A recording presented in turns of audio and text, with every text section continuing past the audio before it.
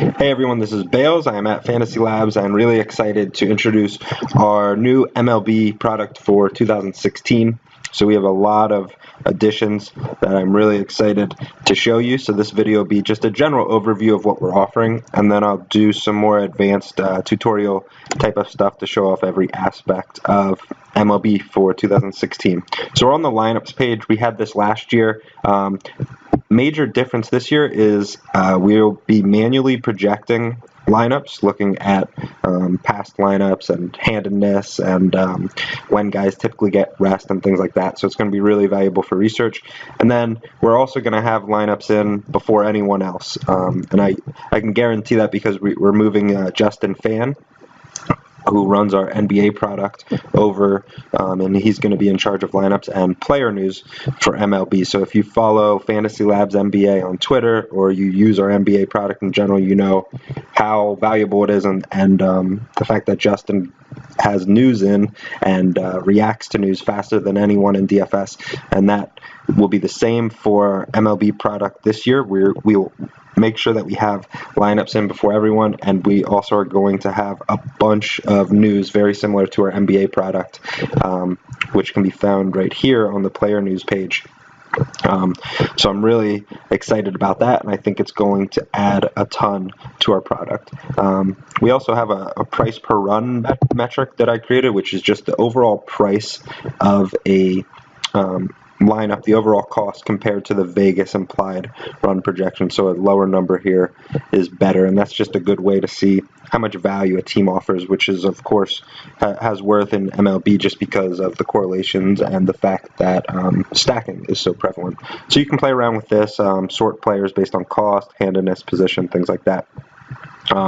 Like I said, we have the player news aspect to our product, and we have trends, of course, for MLB again. This time we have a whole bunch of new data, so you can click on create a fantasy trend, and I'll do a better tutorial of exactly how to use this, but we're looking at pitchers on DraftKings, and so you can compare the expected points based on salary to the actual points that players scored using our database of stats. So if we want to look at, for example, pitchers in non-division games, we can do that, who are getting a lot of rest. So actually, let's say that they are home for a while. So we'll say only pitchers who have been home at least for 5 straight games.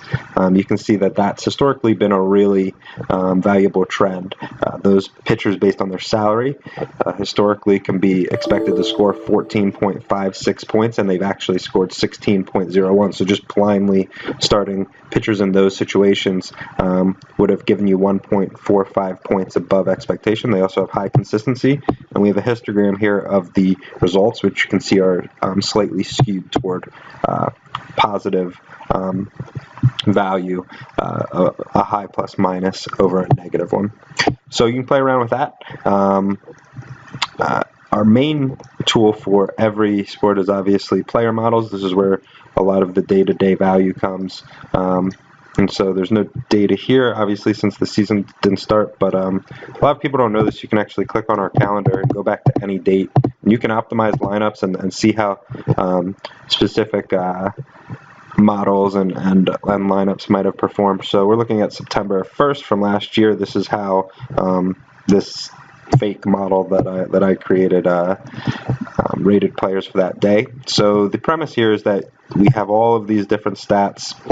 And like I said, we have a bunch of new stats this year, including what I think is really, really awesome, which is batted ball profiles, velocity, hard hit percentages, things like that. So you can see we have 2 new sections here: advanced stats over the past 15 days and advanced stats over a year, and that's a running year, so a running 12-month average. So we have exit velocity, fly ball percentage, ground ball percentage, line drive percentage, hard hit percentage, ground balls per fly ball, and then how long the ball stayed in the air on average, and distance. So distance is one thing that I think people don't use enough.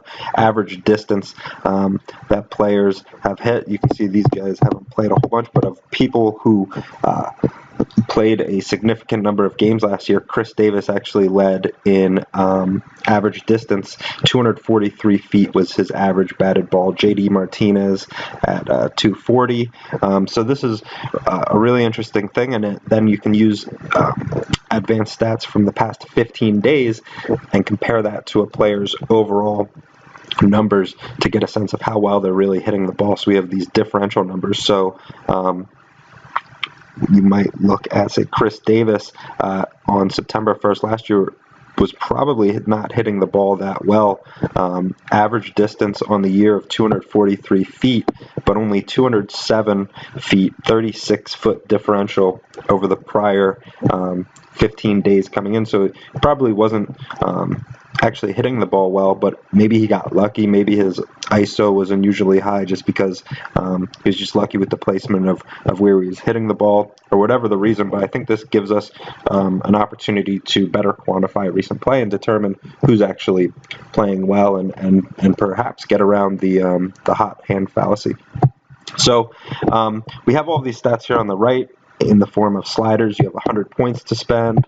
You can move them as you'd like. If you think Vegas is important, you move that up. Lineup order, WOBA splits, ISO splits, a whole bunch of different stats, all of the batted ball information that I talked about. So you move it, click update, and we backtest your model. So this particular model scored 1.23 points above expectation per batter. So we look at the top 5% of players in your model historically, and look at their salaries, determine how many points they should have scored based on those salaries, and then compare that to how many points they did score to come up with this number. So the ability to immediately backtest what you're doing and create a profitable model in a matter of minutes is a really, really unique thing. So you can also just play around with all of this data. We have splits. If you look at pitchers, we also have a lot of this velocity stuff. So the average velocity that they're allowing on batted balls. We also just have velocity in terms of their pitch velocity. So when guys are throwing the ball really well, they might see even an increase of 1 mile per hour on their fastball is a good sign. So look around, play with this data. When you create a model that you like, you can either optimize. So this is the truly mathematically top lineup in terms of projected rating for your particular model. You can save that, which then goes to the My Lineups page. Or you can generate multiple lineups. And this is a completely new thing that we have, which allows you to create templates and for baseball stack. So let's say we want to create 10 lineups. Minimum salary cap to use is 99%, so to be at least 49.5K on DraftKings. We want to avoid the opposing pitcher. Almost always want to have that clicked, maybe always. Once in a while, in a super short slate, you might start a batter against an opposing pitcher. We also have all these different filters, so you can add the filters that are important to you. So we can say, okay, I only want players with a rating of at least 39, pitchers, whatever number, and I only want batters who hit in the 1 through 5 spots. Okay, and then let's say we have all these different filters. K per 9, I only want pitchers who have a K per 9 of at least 8. And in this particular instance, I want to stack, let's say, the Yankees, and we'll go with a 5-man stack. This is on DraftKings. And then I want to stack them with the Astros, the other 3 players. So we're going to have 5 Yankees, 3 Astros in every lineup. So we generate the lineups, and just like that, we have a 5x3 Yankees, Astros double stack, and these are all the lineups. We have the rating. Because this is in the past, you can actually look at the actual points that they scored. So none of these lineups actually did very well. You can see the player exposure that you have over here to the right. So Stephen Drew's in every single lineup. You can change that if you'd like by saying how many lineups you'd like him in, save, regenerate, and it has Stephen Drew in fewer. Forced him in probably just because the parameters that I set were so restrictive that he's basically going to need to be in a ton of lineups. So you can play around with that. Another thing that you can do is lock in players on models before stacking. So let's say you want Encarnacion in every lineup, generate multiple lineups. We are going to we'll stack the Indians. We'll do a 4-man. Set these filters however you want. And if you click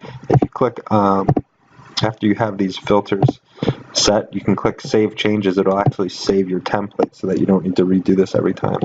Save Changes, default template. So if we actually click out and come back to this, those settings will be changed. So we'll force stack the Indians. We have Encarnacion locked in, generate lineups, 10 lineups, and you'll see he is in every single lineup, and then we build around that.